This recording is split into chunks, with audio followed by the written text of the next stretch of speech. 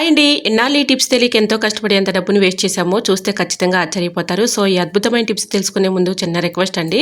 First time మన channel ఎవరైనా చూస్తూ ఉన్నట్లయితే ప్లీజ్ అండి ప్రీవియస్ వీడియో చూసి మీకు నచ్చట్లయితే తప్పకుండా ఛానల్ని సబ్స్క్రైబ్ చేసుకోండి. వీడియో నచ్చితే ప్లీజ్ అండి చిన్న లైక్ చేసి మీ ఫ్రెండ్స్ అండ్ రిలేటివ్స్ అందరికీ కూడా షేర్ చేయండి. ఎంతవరకు మన ఛానల్ని ఎంతగానో ఆదరించి సపోర్ట్ చేసి ముందుకు తీసుకెళ్తున్న ప్రతి ఒక్కరికి కూడా చాలా చాలా థ్యాంక్స్ అండి. ఇలానే సపోర్ట్ చేయండి. మన ఛానల్లో ఇంకా మంచి మంచి న్యూ టిప్స్ అయితే షేర్ చేస్తూ ఉంటాను. సో, మీకు ఎలాంటి టిప్స్ కావాలన్నా కూడా కామెంట్ సెక్షన్లో షేర్ చేయండి. తప్పకుండా ఆ టిప్స్ అయితే షేర్ చేస్తాను. ఈ రోజు పెళ్లి రోజు పుట్టినరోజు జరుపుకున్న ప్రతి ఒక్కరికి కూడా హార్ట్ఫుల్ కంగ్రాట్స్ అండి. Many more happy returns of the day. ఇలాంటి పెళ్లి రోజులు పుట్టినరోజులు ఎన్నో జరుపుకోవాలని మనస్ఫూర్తిగా కోరుకుంటున్నాను. ఇంకా లేట్ చేయకుండా వీడియోకి అయితే వెళ్ళిపోదాం. ఫస్ట్ టిప్ని తెలుసుకుందాం. టమాటాలు మనం ఎక్కువగా తెచ్చుకొని ఫ్రిడ్జ్లో స్టోర్ చేసుకుంటూ ఉంటాం కదండి. ఫ్రిడ్జ్లో మనం ఎంత స్టోర్ చేసుకున్న క్యారీ బ్యాగ్స్లో పెట్టడం వల్ల లోపల వాటర్ బబుల్స్ ఏర్పడి గాలి అడక లోపల వాటర్ బబుల్స్ ఏర్పడి తేమ తగిలి కుళ్ళిపోతూ ఉంటాయండి. అలా కాకుండా ఇలా ట్రై చేయండి. ముందుగా టమాటాను శుభ్రంగా వాటర్లో క్లీన్ చేసేసుకొని తేమ లేకుండా తుడిచేసుకోవాలి. ఇలా తుడుచుకున్న తర్వాత టమాటాలు తొడుములు ఉంటాయి కదండి, ఎక్కువగా తొడుముల దగ్గరే మనకి ఎక్కువగా పాడైపోతూ ఉంటాయి, కుళ్ళిపోతూ ఉంటాయి. అలా తొడుముల దగ్గర కొద్దిగా కర్రీస్లో యూజ్ చేసుకుని ఆయిల్ అప్లై చేసేసి దీన్ని ఒక బాక్స్లో స్టోర్ చేసుకుని ఫ్రిడ్జ్లో పెట్టినా ఓకే, లేదంటే బయట పెట్టుకున్నా కూడా మనకి ఎక్కువ రోజులు టమాటాలు ఫ్రెష్గా ఉంటాయండి, కుళ్ళిపోకుండా ఉంటాయి. ట్రై చేయండి. ఇంకా సెకండ్ టిప్ని తెలుసుకుందాం. మినపప్పు మినపగుళ్ళు కానీ పొట్టు మినపప్పు కానీ ఏదైనా సరే మనకి పురుగు రాకుండా పాడైపోకుండా ఉండాలంటే ఒక ఎల్లుల్లిపాయని కాడ ఉంటుంది కదండి, ఎల్లుల్లిపాయ కాడని అందులో పెట్టేసామనుకోండి పాడైపోకుండా మనకి పురుగు పట్టకుండా ఎక్కువ రోజు స్టోర్ ఉంటుంది. ట్రై చేయండి. ఇంకా నెక్స్ట్ టిప్ని తెలుసుకుందామండి. మనం గిన్నెలు కడిగేటప్పుడు ఏం చేస్తామంటే ఒక్కొక్కసారి గిన్నెలు కడిగి బోర్లించేటప్పుడు ఈ విధంగా గ్లాసు గిన్నెలు వేసేస్తూ మరి అలా పెట్టేస్తూ ఉంటాం. దానివల్ల ఒక్కొక్కసారి మనకి గ్లాసులు కానీ గిన్నెలు కానీ ఇరుక్కుపోతూ ఉంటాయి. తీయడానికి ఎంత ప్రయత్నించినా అవి రాదు కదా, చాలా ఇబ్బంది పడుతూ ఉంటాము. సో అలా మనకి ఒక గ్లాసు కానీ గిన్నె కానీ ఇరుక్కున్నప్పుడు ఈ విధంగా ట్రై చేయండి. చాలా ఈజీగా వచ్చేస్తుంది అనమాట. ఏదైనా ఒక ప్లేట్ తీసుకొని దానిలో ఈ విధంగా ఏదైతే ఇరుక్కుందో గ్లాసు కానీ లేదంటే గిన్నెలు కానీ ఈ విధంగా పెట్టేసుకొని హాట్ వాటర్ని కింద ప్లేట్లో పోసుకోవాలి. పైన ఇరుక్కున్నటువంటి గిన్నెలు కానీ గ్లాస్ కానీ ఏదైనా ఓకే. సో మీకు ఏదైతే ఇరుక్కుందో అది రాలేదు అనుకోండి, ఈ విధంగా హాట్ వాటర్ పోసేసి ఇలాగా ఒక 5 minutes ఉంచేసామనుకోండి, చాలా ఈజీగా సింపుల్గా ఇలా గ్లాసు కానీ గిన్నె కానీ ఇరుక్కున్నా కూడా ఈజీగా వచ్చేస్తుందండి. ట్రై చేయండి. ఇంకా నెక్స్ట్ టిప్ని తీసుకుందాం. బాదం గింజలు మనం ఎక్కువగా తెచ్చుకొని స్టోర్ చేసుకొని మనం రోజు కూడా యూజ్ చేసుకుంటూ ఉంటాం కదండి. ఒక్కోసారి పురుగు వచ్చేసి పాడైపోతూ ఉంటాయి. సో అలా పురుగు రాకుండా పాడైపోకుండా ఉండాలంటే ఇలా బాదం గింజల డబ్బాలో 2 లవంగాలు వేసేసి ఒక స్పూన్ని ఈ విధంగా మనం పెట్టినప్పుడు ఒక్కోసారి పట్టదు. ఇంకా రివర్స్లో ఈ విధంగా స్పూన్ పెట్టేసుకున్నాం అనుకోండి, వేసుకోవడానికి యూజ్ అవుతుంది. అలానే 2 లవంగాలు అందులో వేయడం వల్ల వీటి ఘాటు స్మెల్కి మనకి పురుగు రాకుండా పాడైపోకుండా కూడా ఉంటాయండి. ట్రై చేయండి. సో ఈ టిప్ కూడా చాలా చక్కగా యూజ్ అవుతుంది. ట్రై చేయండి. ఇంకా నెక్స్ట్ టిప్ని తెలుసుకుందాం. మనకి ఒక్కోసారి ఎక్కువగా ఇంట్లో పెద్దవాళ్ళు కానీ ముసలి వాళ్ళు కానీ ఉంటూ ఉంటారు కదండి, వాళ్ళకి ఎక్కువగా మరి మోకాలు నొప్పులు కానీ మెడ నొప్పులు కానీ నడు నొప్పులు కానీ ఇలా వస్తూ ఉంటాయి. ప్రతిదానికి వాళ్ళు ఎక్కువగా మెడిసిన్స్ యూజ్ చేయటం వల్ల దానివల్ల పెయిన్ కిల్లర్స్ యూజ్ చేయడం వల్ల ఎక్కువగా మనకి సైడ్ ఎఫెక్ట్స్ వచ్చే ఛాన్స్ ఉంటుంది. ప్రతిదానికి మనకు ట్యాబ్లెట్లు యూజ్ చేయకుండా ఇలా ట్రై చేయండి. ఒక సాక్స్ని తీసుకొని దానిలో రాళ్ళు ఉప్పు వేసేసుకొని స్టవ్ ఆన్ చేసుకొని దోసపెనం పెట్టుకొని దోసపెనం పైన ఈ విధంగా ఈ సాక్స్ అంటే మన రాళ్ళు ఉప్పు కానీ సాల్ట్ కానీ మీకు ఏది అవైలబుల్గా ఉంటే అది వేసుకోవచ్చు. ఇలా హీట్ చేసేసుకొని మీకు ఎక్కడైతే వాపులు కానీ పెయిన్స్ కానీ ఉన్నాయో అక్కడ ఆ ప్లేస్లో నైట్ పడుకునే ముందు మోకాల నొప్పుల దగ్గర కానీ అలానే మెడ నొప్పుల దగ్గర కానీ నడు నొప్పి దగ్గర కానీ చేతుల నొప్పుల దగ్గర కానీ మీకు ఎక్కడైతే పెయిన్స్ ఎక్కువగా ఉన్నాయో అక్కడ ఈ విధంగా కాపుకున్నాం అనుకోండి, కొంచెం ఉపశమనం కలుగుతుంది.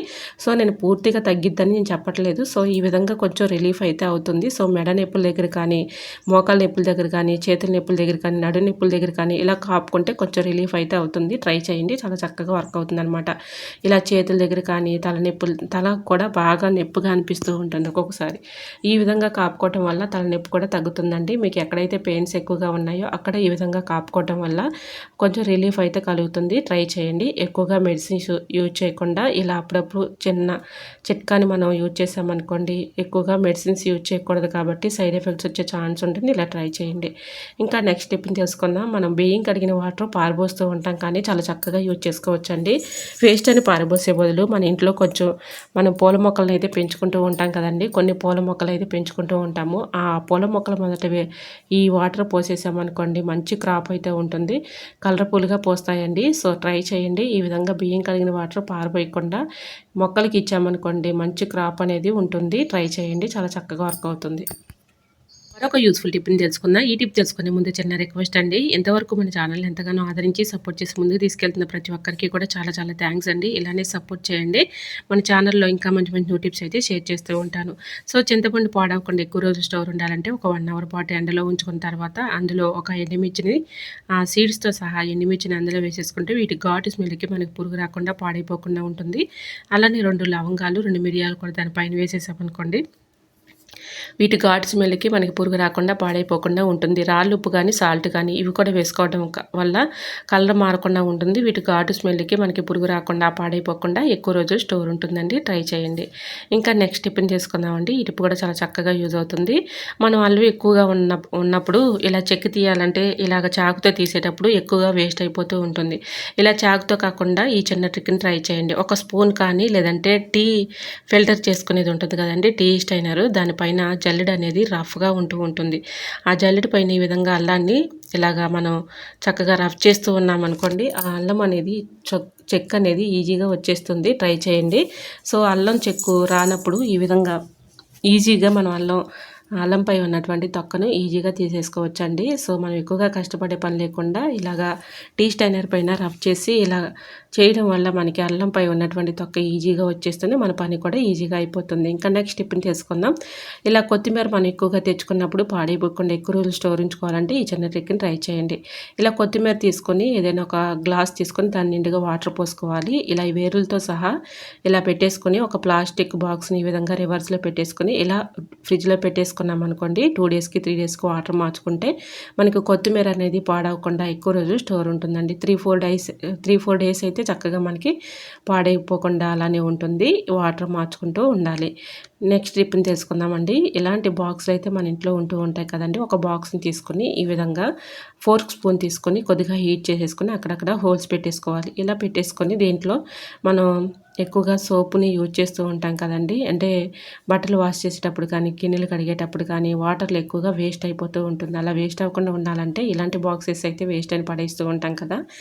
ఇలా ట్రై చేయండి. వేస్ట్ అని పడేసే బదులు ఇలా హోల్స్ పెట్టేసి అడుగున ఇలా సోప్ని అందులో పెట్టేసుకుని స్క్రబ్బర్ కూడా అందులో పెట్టేసుకున్నాం అనుకోండి, ఆ హోల్స్లో నుంచి వాటర్ అనేది ఎక్కువగా ఉన్నటువంటి వాటర్ అంతా కూడా కిందకి కారిపోతుంది. సోప్ కూడా వాటర్లో వేస్ట్ అవ్వకుండా ఉంటుంది. స్క్రబ్బర్ కూడా ఒక దాని దగ్గరే ఉంటుంది కాబట్టి తీసుకొని యూజ్ చేసుకోవచ్చు.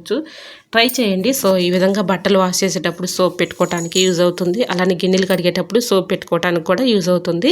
ట్రై చేయండి. మీకు ఎలా అనిపిస్తే అలాగా ఇలా ఈ 2 టిప్స్ అయితే మనం చక్కగా ఇలాగా 2 టిప్స్ కూడా యూజ్ చేసుకోవడానికి వర్క్ అవుతుంది అనమాట. స్క్రబ్బర్ పెట్టుకోవచ్చు, అలానే సోప్ కూడా పెట్టుకోవచ్చు. ట్రై చేయండి. చాలా చక్కగా వర్క్ అవుతుంది.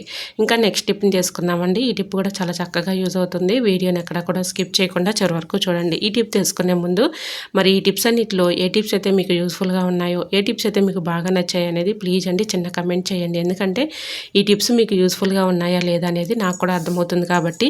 సో ప్రతి ఒక్కరు కూడా మరి ఈ టిప్స్ అన్నిటిలో ఏ టిప్స్ అయితే మీకు యూస్ఫుల్గా ఉన్నాయనేది చిన్న కమెంట్ చేయండి. మీరు కమెంట్ చేయడం వల్ల ఈ టిప్స్ మీకు యూస్ఫుల్గా ఉన్నాయని కూడా నాకు కూడా అర్థమవుతుంది కాబట్టి. సో ప్రతి ఒక్కరు కూడా చిన్న కమెంట్ చేస్తారని ఆశిస్తున్నాను. మరొక స్మాల్ రిక్వెస్ట్ అండి. మరి ఈ వీడియో మీరు ఎక్కడి నుంచి చూస్తున్నారో నాకు తెలియదు కానీ చిన్న కమెంట్ చేయండి ఫ్రెండ్స్. ఎందుకంటే నా వీడియో ఎంతవరకు వెళ్తుందని తెలుసుకోవడం కోసమే ఫ్రెండ్స్. తప్పకుండా మరి చిన్న కమెంట్ చేస్తారని ఆశిస్తున్నాను. సో ఇంకా ఇలాంటి ప్లాస్టిక్ బాక్సెస్ అయితే మన ఇంట్లో ఉంటూ ఉంటాయి కదండి. ఒక బాక్స్ని తీసుకుని పై మూతకి కొంచెం ఈ విధంగా కట్ చేసుకోవాలండి. ఇది ఎందుకు యూజ్ అవుతుంది అంటే మనం ఒక్కొక్కసారి పిల్లల హాలిడేస్ వచ్చినాయి కదండి. ఇప్పుడు సమ్మర్ కదా, ఎక్కువగా మనం సమ్మర్లో హాలిడేస్కి ఏదైనా ఊరు వెళ్తూ ఉంటాం కదండి. ఊరు వెళ్ళినప్పుడు ఇలాగా మనం ఇంటికి తాళం వేసేసి వెళ్ళిపోతూ ఉంటాము.